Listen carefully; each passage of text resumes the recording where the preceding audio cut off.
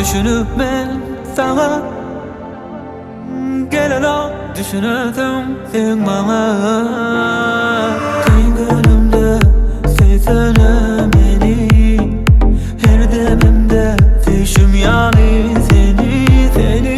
Kıyın günümde sevsene beni, her demimde düşüm yani seni, seni.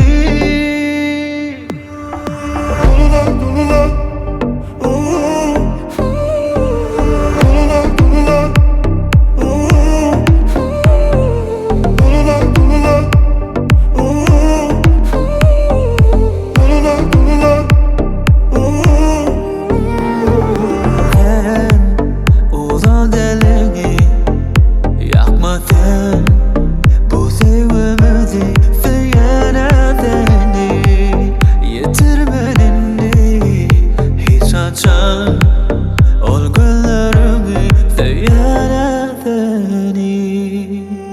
Bilemem düşünüp ben sana gelen ok düşünürdüm sen bana.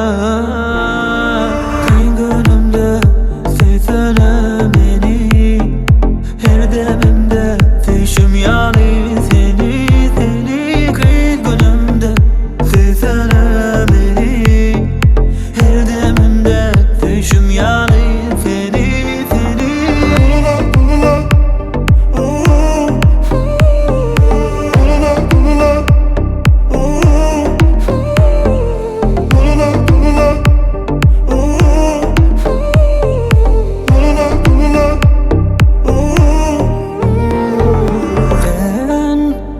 Kineleri dinle gel, bu sözlerimi seyenetini.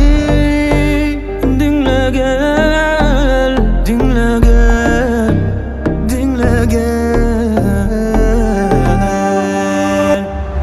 Kıyın günümde sevsene beni, her demimde düşüm yani seni, seni. Kıyın günümde sevsene beni, her demimde